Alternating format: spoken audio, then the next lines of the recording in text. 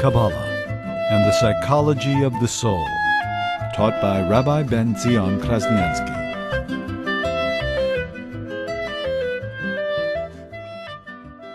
Creation comes about through God's speech. God spoke and the world came into being. By Yomer Elikim, God says the world should sprout, trees, grass, and the world sprouted. So God spoke and the world came to being. And not only God spoke in the past tense, but God speaks in the present tense. God is constantly speaking. If God would cease to speak, if God would stop to speak, the world would cease to exist. Because the world on its own is a non-entity. The world has no existence. It's not like the artist. When the artist takes something that exists, takes clay or takes material that exists, and he shapes it, he defines it, sculptures it, plays with it. This entity had an existence on its own before the artist came along. All the artist did was he changed the shape, shaped it, defined it, did something artistic and beautiful, but he can walk away from it. Why could he walk away from it? Because the entity has an existence of its own. It stands on its own 2 feet. It existed before the artist came along, and it continues to exist. All the artist did was he changed the shape and the form. It's all he changes, the form, but not the substance, the essence. The thing has an existence on its own. It stands on its own 2 feet. But when God created the world, everything in this world, God created both heaven and earth, God created out of nothing. And therefore it has no existence of its own. It has no right of being, it has nothing. And it can't stand on its own 2 feet. Because God has to constantly recreate. God has to constantly recreate. The miracle of creation is to constantly create something from nothing. To transform energy into matter is a constant miracle. It's like the modern physicist tells you, everything that exists is really atoms, which is pure energy that is transforming itself as we speak. This very moment, to you, I, the chair was speaking, the cup of water, everything is really, it's energy. That's all it is. Matter is energy. It's energy transforming, it's being transformed into matter. But it's a miracle. It's nothing short of a miracle. And there has to be this powerful force to constantly urge this miracle, to create this miracle. Otherwise it would cease to exist. Everything would revert back to pure energy and everything would revert back to nothingness. So the world would simply cease to exist. So there has to be this constant divine energy, which is we call God's speech. God speaks and he orders everything into existence. So his speech, God's power of speech, is constantly creating everything that's within everything. God's speech is creating the earth and giving it the power to constantly regenerate. And God's speech is creating the heaven and everything that exists down to the tiniest detail, the flower, the leaf, everything is constantly being created down to every blade of grass. The amoeba, the atom, everything is constantly being created through the divine energy, through the divine speech. Therefore, if the divine energy would cease, everything would revert back to nothingness. So nothing really exists on its own right. It's not like anything has an independent existence. On its own, we're nothing. We're really nothing. It's a divine energy that's constantly bringing us into existence. To use a human analogy, you throw a ball up in the air. Right? The ball by nature, it follows gravity and the ball rests. How do you take a ball to go against the force of gravity? You have to have an energy, a strength to go against its nature and to throw it up in the air. It should fly in the air. When that energy ceases, what happens? The ball reverts back to nature. Falls right back down to earth. So what happens when the ball is flying in the air?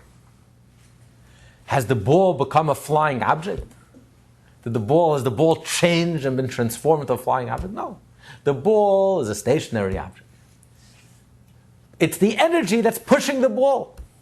Not the ball that became a flying object has changed. The ball hasn't changed. The ball is still.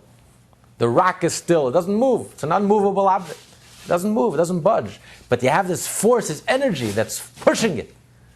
So it's the energy that's flying. It's the energy that's pushing the ball. But the ball itself remains, even while it's flying, it's really on its own. It's a stationary object. So the same thing is with existence itself. When God creates the world and brings everything into existence through His speech. God spoke and the world came into being, right in the beginning of the Torah. That's divine energy that's creating everything, transforming energy into matter, bringing everything into existence. So what happens? Even while it exists. Just like the flying ball. Has the ball been changed and become a flying ball? The ball suddenly flies? No, the ball doesn't fly. The ball is stationary. There's a force that's pushing. So when God speaks and brings something into existence, does that mean that now it has an existence? Now we exist? No. We don't exist. We have no independent existence. We can't, for one moment, we can't be without the divine energy constantly creating us. If the divine energy would cease, we would in one instant disappear. We'd cease to exist. We don't exist. We have no existence. So even while we do exist, even when God is speaking and creating us and bringing us into existence, it's not we that exist. We don't have any independent existence. We don't have any real existence, any substantial existence. What exists within us? It's the divine energy. That's all we are. We're nothing other than the divine energy that's constantly bringing us into existence, that's speaking, communicating, and bringing us into existence. So even when we exist, we don't really exist. So on a basic and a simple level, that's how the Alter Rebbe explained in the second part of Tanya, which we learned, that the world, when we say that God is the only thing that exists, that we don't exist, it's because we don't really have existence. We don't have any independent existence. The artist can walk away from his artwork because the artwork existed before. He just changed the shape and the form. But the world didn't exist before. The world has no existence. There's no existence, no inherent existence. Inherently, innately, we simply don't exist. Our only existence is because at this very moment there's a divine force and energy that's constantly within us, that's constantly forcing us and bringing us into existence, transforming energy into matter, constantly bringing us into existence. So therefore, what are we? Even when we exist this moment, who are we? What are we? Is this for real? Do we really exist? No. Just like the ball. Has the ball become a flying ball? No. The ball remains stationary. It's the energy that's pushing the ball. So what are we really? Our whole existence is nothing other than the divine energy. So there is nothing else but God. There is no real existence but God. There's nothing besides God. This is what the Torah means. Ein oid milvadei. There's no other existence besides God. In other words, there's no independent existence. Without God, there's nothing. Angels, universes, higher levels of consciousness, material, spiritual, human beings, this whole commotion that we call life and world and existence and being, even while we exist. It's not that we're an illusion, God forbid. It's not an illusion. But we don't have any independent existence. Our entire existence is nothing other than the divine energy that's constantly creating us and bringing us into existence. So our very substance is God. Our very being is God. There is nothing else but God, in a real sense. Because God is the only independent being, the only independent existence. We cannot exist independently for one split second. We couldn't stand on our own for one split second. So what does that mean if you can't stand on your own for one split second? That means even when you exist, what are you? No, you don't really exist. It's the force within you. That's all you are. So even when we exist, it's not really that we've become transformed and now we exist, now we're real. We're nothing other than the divine energy that's constantly bringing us into God's creative energy, God's speech, that's bringing us into existence. That's the only thing that really.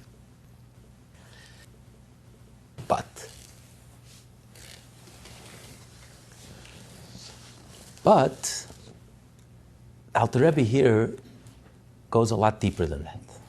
Because, yes, while it's true that there is a concept of ein oid milvadei, that there's nothing other than God, that nothing exists independently besides God. Ein oid, if you know Hebrew, ein oid, there's nothing milvadei, there's nothing besides Him. In other words, there's no independent being that could exist outside of God, besides God, even for one moment.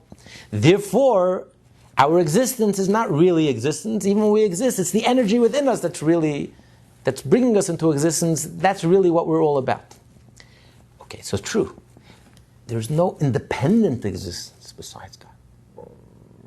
But we are a dependent existence. We're not an independent existence. But we are a dependent existence. Like light of the sun. Could the light of the sun exist without the sun? What happens if you disconnect the light of the sun from the sun? There's no light. There's no light. Light, you can't bottle the light and sell it. If the light is not connected to its source, it ceases to exist. If the electricity is not connected to the generator, to its source, it ceases to exist. Light, energy has to be connected to its source. Otherwise, it ceases to exist. It's a dependent entity. It's not an independent entity. It senses its source, it feels its source, it knows without its source it's nothing. Everything it has comes from its source. So it's not an independent reality. So we can understand that in truth, all of existence, all of creation is really a dependent reality. We're constantly connected to our source. We're dependent on our source. We're nothing other than the source. So we're not an independent reality. Ein od milvado. There's nothing else besides God that's independent. But dependent, maybe there is something besides God. There's God and there's us. We are dependent reality. There's the sun and there's a light outside the sun. There's God and there's us. Yes, we're not really existing. Our whole existence is really the divine energy within us. Yes, so fine. So we're not an independent existence. But we are a dependent existence. So before creation, there was no flying ball. Now you have a flying ball as well. Now you have an existence that's not really an existence, but there is an end. There is something. Something happened. Before God was alone, and now He created a dependent existence, a dependent entity. But how can you say that God is Yachid? Not that God is one, but God is exclusive. Atahu, you are alone just like before you created the world, and you are alone after you created the world. Even now, this moment, God is alone. There's nothing else besides God. This doesn't make sense. How do you explain that? What do you mean there's nothing besides God? God created the world, and He spoke, and it came into being. And it's the divine energy that's creating us and bringing us into existence. Not an independent existence, but a dependent existence. How can you say nothing exists but God? Absolutely nothing exists. God is absolutely alone. Nothing changed. God was absolutely alone before He created the world. At this very moment, God is absolutely alone. How do we make sense of that? That's what He's going to explain here. Remember you were saying a few different times over the months that we're waiting for Mashiach. We get 10 of us doing kind of everything right as much as possible. So who are the 10 people? Aren't we existing to do the right thing to do? Yes. The 36. No, you mean the 36 hidden tzaddikim. Okay, we'll get to that. Don't worry. This world is not an illusion. Life is very real. Life is very real. It's the ego, the egotism that's an illusion. But the life is very real. And first, to understand that, first you have to appreciate, you have to understand the idea that nothing exists besides God. There really is no existence. Not only there is no independent existence besides God, which is what he explained in the second part of the Tanya, here he's explaining something much deeper. That there is no existence, period. Ein oid. Not only ein oid movade, not only is there no existence independent of God, but outside of God, besides God, independent of God, but ein oid, there is nothing else. Nothing else exists besides God. Now we have to understand. How do you explain it? What do you mean nothing else exists besides God? God created us through His energy, through His divine speech. He's constantly creating us. If He creates us, so He's bringing us into existence. A dependent existence, but existence nonetheless. Light of the sun, still connected to the sun, to the source, but still there's a sun and there's light. How can you say that all there is the sun? Nothing else really exists. How can you say that? That's what he's going to explain here in this chapter. What we learned in the second part of the Tanya, we learned how God's creative energy, the Devar Hashem, God's speech, God spoke and it came into being. So the speech itself creates everything and animates everything and sustains everything. So that speech is constantly speaking and creating everything that exists. Everything has the breath of God within it. Everything has God's speech that's constantly creating and bringing, sustaining and creating everything, bringing into existence. But now he's going to discuss the relationship of God's speech to God Himself. When the Torah says God speaks, obviously God doesn't have a mouth. We don't mean in the physical sense. Why does the Torah use the analogy of speaking? Because it's a parable from a human understanding. We'll understand from a human being. Just like when a person speaks. When the Torah tells us that God creates the world with 10 words, with 10 utterances, the Torah is giving us an analogy, just like a human being. When the human being speaks, when you say, imagine you're saying 10 words.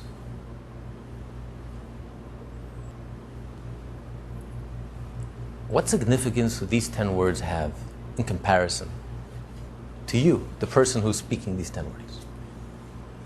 Are you going to call a press conference? Stop the presses. Headline story. The person spoke 10 words. Earth-shattering event. What happened? You spoke 10 words. What are 10 words? What happens when a person speaks? Speech is so superficial to the person that you can speak an infinite amount of words if you were to live long enough. Some people, it seems like they do. There's no limit in your soul to the amount of words you can speak. We have the concept of reincarnation. Maybe because you live a limited life, so you stop speaking. But reincarnation, when the same soul is reincarnated in another body, it can speak and speak and speak, and then on and on and on. So how is it possible for a finite soul to have the ability to speak infinite amount of words? It's like a bank account that's infinite. Just keeps on giving, no stops. Just keeps on, the ATM machine just keeps on words. Words keep on coming out, infinite. How is it possible? The answer is because it's superficial. It means nothing to the soul. It's not like, for example, you take a cup of water. There's a reservoir of water. There's an ocean. You take a cup of water out of the ocean. Of course, you won't notice it. It's just a little cup of water. But ultimately, the ocean is made up of a certain amount of water. Every cup of water you take out of the reservoir, you're taking a piece of the reservoir you're taking out. You're removing a piece of the reservoir out of the reservoir. So the reservoir has lost a cup of water. If Bill Gates takes out $1 bill from the ATM, okay, it's like a drop in the ocean. I'm sure he won't notice it.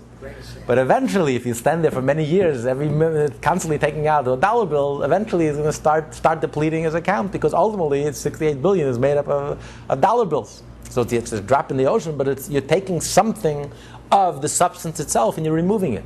When you speak, however, it's not like the soul has a certain amount of words stored in your soul. And every time you're speaking, it's like an ATM machine, you're making a withdrawal, and you're giving a piece of your soul. You're not giving a piece of your soul. You're not giving anything of your soul. It's so superficial to the person. Why? Because speech doesn't add anything to the person. The person doesn't need speech. It's like the sun. You think it makes a difference to the sun if it shines, if it doesn't shine? If it's a nice day and the sun is shining, that means the sun is hotter. There's no difference. So if it's a dark day and it's cloudy, or it's in those parts of the world where it's dark for 6 months. If, let's say, it wouldn't shine, it would stop shining. It doesn't make any difference. The sun doesn't matter. The core, the essence of the sun, it really doesn't make any difference. It doesn't add anything to the sun, doesn't detract. It does shine, doesn't shine. Because it's totally superficial to the sun. It's not like the sun has to invest itself in giving out light. It's not like when you speak, you're investing yourself. You're not. You don't need speech. For yourself, you need speech. You don't need speech. Speech is only superficial, external, for the other person. Robinson Crusoe, you have to talk to. Speech is for the other person. You want to communicate, you want to speak to the other person. The other person wants to know what's going on inside your mind. If there's anything going on, wants to know what's going on in your heart, wants to know what's going on inside. So you communicate, so you speak. So speech is very superficial. Reminds me of the story there. Someone comes to the rabbi, he says, "Rabbi, I have a big problem. I speak to myself." The rabbi says, "Listen, it's not the worst thing in the world. Everyone occasionally speaks to themselves. Even I sometimes catch myself speaking to myself." He says, "Rabbi, you don't understand. I'm such a nudnik."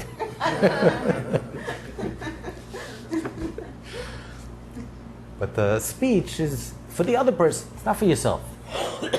So for the person itself, it's totally superficial to the person. And therefore, it's inexhaustible. It's not like water off your back. It's like the light of the sun. It means nothing. You don't invest yourself in the speech. But even within speech, a person could speak infinite amount of words. So how significant is it that you spoke 10 words? Even in comparison to your speech, your ability to speak. It's not an event. In your lifetime, you speak millions of words. Billions, zillions. So what are 10 words? It's absolutely meaningless. Meaningless. And then what are words in comparison to thought? Thought is qualitatively different, higher than speech. Not every thought can be put into speech. It takes you 5 minutes to think, it takes you a half hour to express it. Thought is much more internal, much more intimate. No one knows what you're thinking. You can tell that a person is lost in thought, but have no idea what they're thinking. Speech is external. Speech is you communicate to someone outside of you. That's why a person could stop speaking. Some people could, but you can't stop thinking. Because thought is much more intimate. Thought is connected to your soul. Just like your soul never stops, you can't stop thinking. Even when you sleep, you're dreaming, you're thinking. So thought is qualitatively different than speech. And is the source of speech. When you speak words that you thought of, that you prepared, that you thought of, and then while you speak, you're thinking about what you're speaking. So in comparison to thought, what are 10 words in comparison to thought? Nothing. But even thought is really a form of communication, a form of speech. You're speaking to yourself. You speak to yourself or you speak to others. But then if you go deeper, what is thought in comparison? What is speech in comparison? What is thought in comparison to the source of thought and speech? What's the source of thought and speech? The emotion. The intellect. No one loves in French or in English or in Russian. And raw intellect, raw concepts, transcend language. That's why the Russian communist scientist had a perfect rapport with his capitalist counterpart. Because it transcends culture altogether. What culture? When culture? It's pure concepts, pure intellect, concepts, ideas, philosophy. There's no, transcends all language and words. So innate intelligence, raw concepts, raw understanding, raw emotion, totally transcends language. All the language in the world can't adequately describe a real, genuine emotion. So what are 10 words in comparison to the source of intellect? To the source of words, which is the emotion, to the source of emotion, which is intellect. And then you can go deeper. The subconscious, which totally transcends words and language altogether. So the question is, what are these 10 words in comparison to the person who spoke these words, who are behind these words? There's a thought behind this speech. There's an emotion behind this thought. There's an intellectual understanding behind this emotion. There's the subconscious, there's the soul, there's the person. Have we even begun to scratch the surface of who the person is? Has the person exhausted himself in this speech? Has he invested himself in this speech? What exactly has this person invested in this speech? Nothing. It's an insignificant event. It's an absolutely, inherently insignificant event. It's not that it engages the person, that it occupies the person has given of his substance, of given of himself. What has he given of himself? Nothing. And that's what the Torah means. God created the world with his 10 utterances. What did God invest in creation? Of course God spoke and the world came into being. But it's not that it occupied him. It's almost like you said earlier, almost like it happened almost like it happened automatically. What does God invest? He spoke 10 words. The king said, let there be a house, and he walked away. Does it engage him? Does it occupy him? Does he invest himself in it? It doesn't even begin to scratch the surface of his speech. It doesn't even begin to scratch the surface of his thought. It doesn't even begin to scratch the surface of his emotion. It doesn't even begin to scratch the surface of his intellect. It doesn't even begin to scratch the surface of his subconscious, of his core, of his essence. So the king remains a total mystery. Totally transcendent.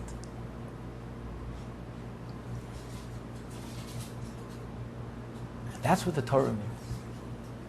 God created the world. The world didn't add anything to God. It means nothing to God. It didn't add anything. Not like there was God, and now there's a God and there's a world.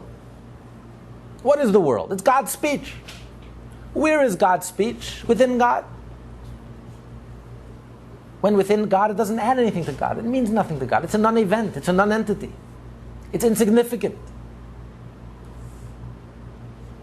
So this whole world, this whole tumult of life and the world and the whole bureaucracy of the universe, spiritual, physical, higher levels of consciousness, angels, meditation, spirituality, religion, mysticism, this whole tumult. To God, it's a non-event. This is the point that he's trying to make. From a Jewish point of view, there is an abyss. There's an absolute abyss, a chasm between us and God. An unbridgeable chasm that cannot be bridged. Not by religion, and not by mysticism, and not by meditation, and not by higher levels of consciousness, not by art, and not by music, and not by beauty. There's nothing that we can do to get one iota closer to God. There's only one way we can get closer to God. God throws us a line. God chooses to connect with us. By giving us the Ten Commandments, revelation, the Torah and the mitzvah, God revealed Himself to us, and He gave us a way for us to connect with Him. And that is the only way. And that is why, for a Jew to be disconnected from God, to violate one of the mitzvot, not to violate one of the 365 don'ts, or not to do one of the 248 active mitzvot, it leads us to the abyss. To absolute nothingness. Because without God, without His Torah, without His mitzvot, there's absolutely nothing.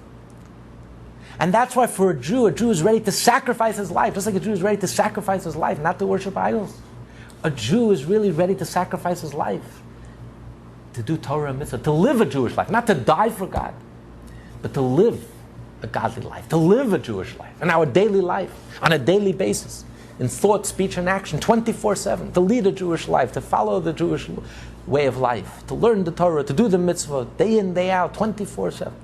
Because this is reality. There is no other reality. There is no other reality. The moment we unplug from God, it could be angels, higher level of consciousness. It's an abyss. There's nothing. It's nothing. It's meaningless. It's insignificant. It has absolutely no value. And a Jew knows it in his kishkis. Every fiber of his being and every bone in his body. That there's only one reality, and that's the reality of God. That's the reality of Torah and mitzvot. The reality of the code of Jewish law, the reality of Jewish life. That has sustained the Jewish people miraculously for 3,800 years. There is no other way. There is nothing else. Nothing else exists. It's not only a lifeline. Without this, there's nothing. Without this, we're lost. We're reduced to absolute nothingness. Meaninglessness and nothingness. And that's not an option for a Jew. To unplug, to be disconnected, it's not an option. Kabbalah and the Psychology of the Soul, taught by Rabbi Tzion Krasnianski.